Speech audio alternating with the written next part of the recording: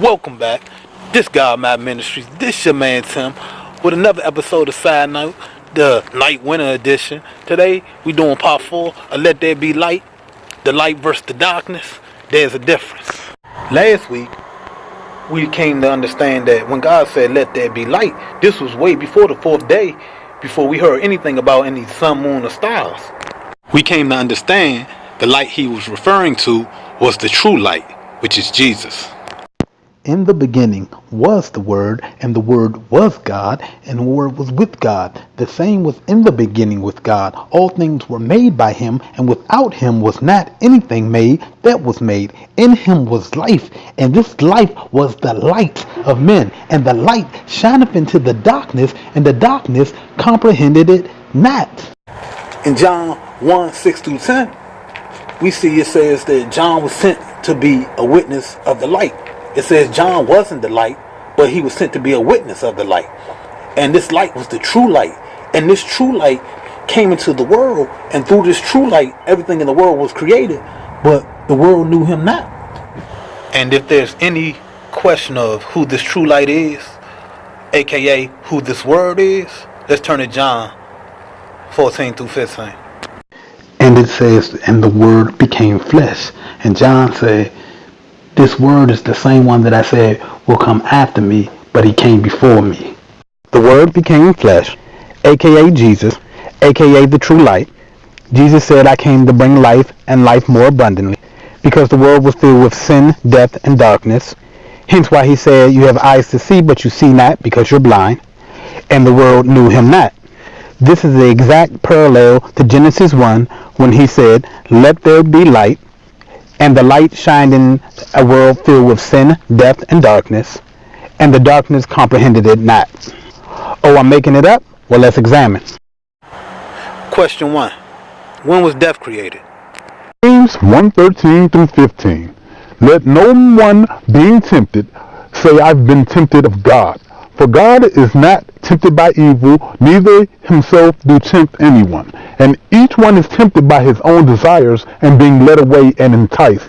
Afterwards, the desire having conceived, doth give birth to sin, and the sin having been perfected, doth give birth to death. We know Lucifer committed the first sin. So where was the result in death? We know it had to be before Adam and Eve, because there was already a tree called the tree of the knowledge of good and evil. So that means that evil had to already exist. In Genesis 1:2, this is a result of sin. An earth that's dark, waste, and void. This is sin, death, and darkness. Because evil does not come from God, sin does not come from good, and darkness does not come from light. But this ice comes from snow. Well, what about Isaiah 45:7, brother? Isaiah 45:7. I form the light and create darkness. I make peace and create evil. I, the Lord, do all these things. I form the light. The word for form means earthen, which means to give earthly characteristics. He's talking about Jesus, the true light. I gave him earthly characteristics. I create the darkness. Darkness is the absence of light. God said, I told the sun not to shine, Job 9:7. And also Jesus, the true light. Hence, let there be light. Let being a word of permission. If I permit you to do something, that which was permitted at some point had to be restricted. It says, I make peace. Well, Jesus is the Prince of Peace. Isaiah 9:6.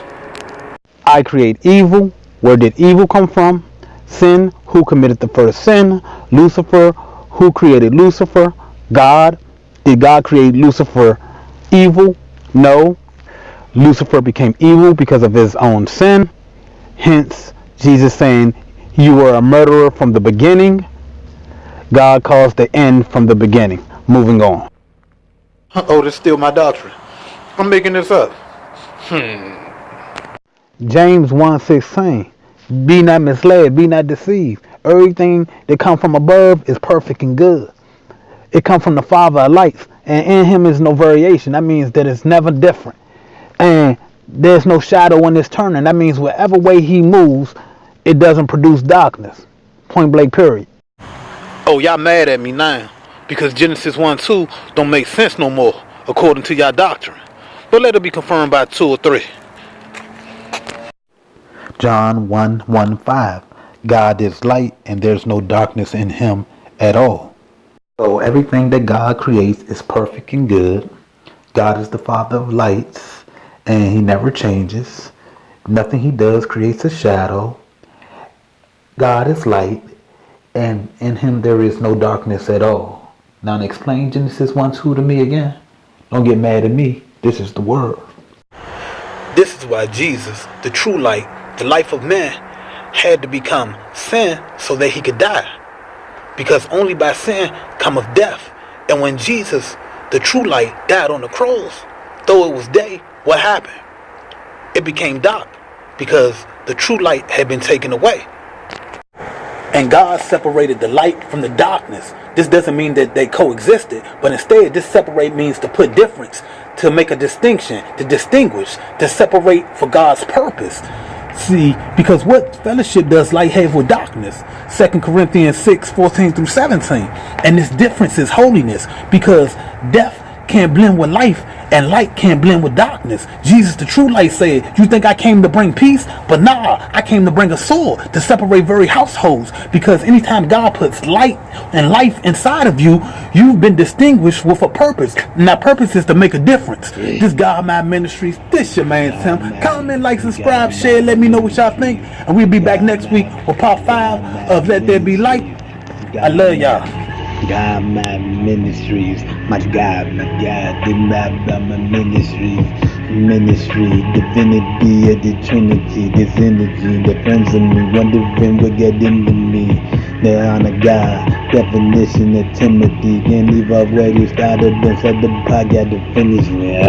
That's a boy, and the Lamb of God, then full of joy, miss me with the bathroom full of bull, I'm the matador.